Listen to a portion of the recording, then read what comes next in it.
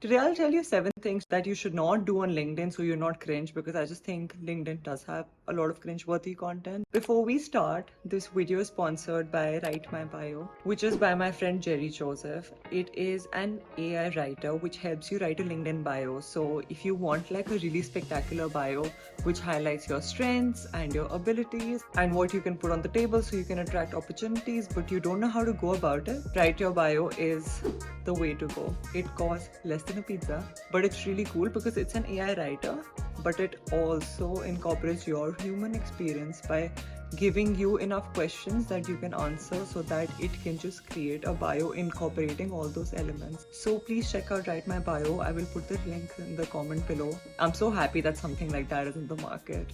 So yeah, thank you, Write My Bio. And okay, so let's get started. The first thing you should not do is chat GPT carousel.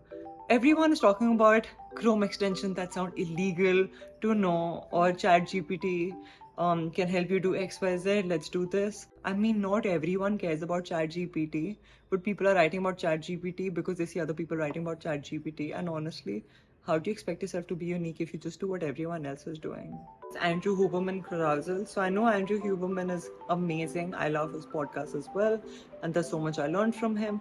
But every time just copy pasting a podcast just because like, okay, this is what I've learned and this is what Huberman says and this is the way to life, and people who don't do this will be unsuccessful. I don't think that's the way to go. Writing your personal diary. I mean, human experiences are great. I want to know about your experience. I want to know what you've learned.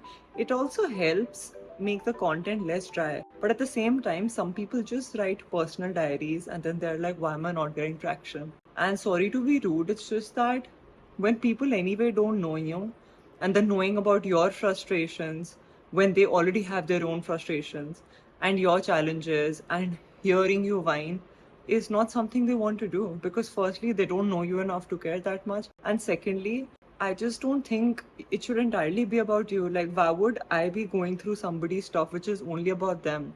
As a consumer, I want something in return, right? The freelancing facade. I am so tired of people just talking about how freelancing makes them do this and makes them do that. Okay, maybe it's a bit biased because I personally am not a fan of freelancing. Freelancing is not the only path to success. There are better things and there are other things, not better things. So for some people, freelancing may be great, but for others, it may not work out. And that's fine. The only reason I talk so much about whether it's quitting your 9 to 5 or solopreneurship or living with intention, it's because I don't think one size fits all. So do it and give it a try. I anyway encourage everyone to freelance at least on the side so they can make some bucks and just have fun and monetize their skill. But just don't fall for the facade where people are telling you this is the lifestyle to live, because most of them have reached a point where they also have agencies where they're doing more of the management work, but others are doing the work for them.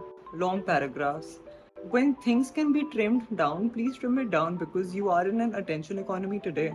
You are not fighting for good content, you are fighting for well presented content. The person who presents it in the best way possible to their audience is the one who wins. So please break your content into paragraphs, bullet points, one line, 3 lines, and just play around with it a bit, because don't just make it one long paragraph. It's a bit hurtful for the eyes. Photos and robes. So I think a lot has changed on LinkedIn, which is making it more of a content platform.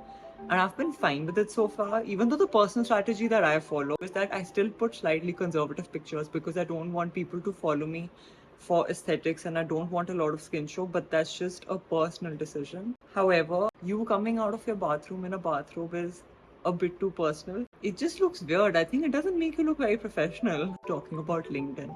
There are some people who only talk about writing on LinkedIn. Please don't keep writing about LinkedIn on LinkedIn. Yes, it will get picked up and you will see your fellow writers supporting you and trying it out and like, saying, yeah, that's the way, this is the algorithm, or the algorithm sucks and we should not do that. But please just stop talking about writing on LinkedIn.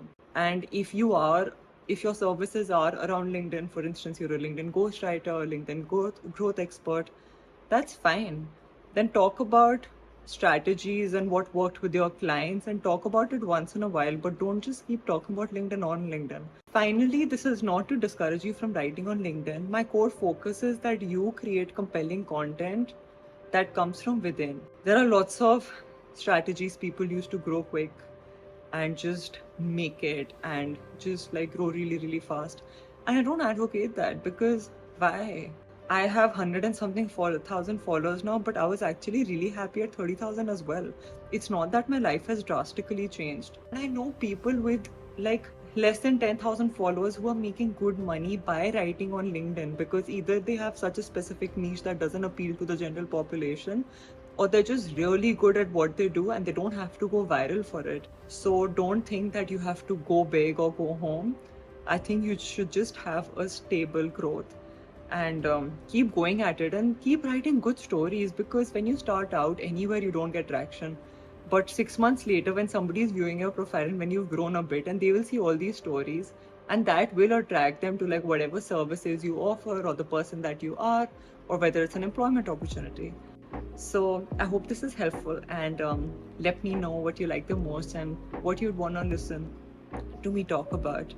And thank you for watching. Thank you so much for supporting my tiny channel.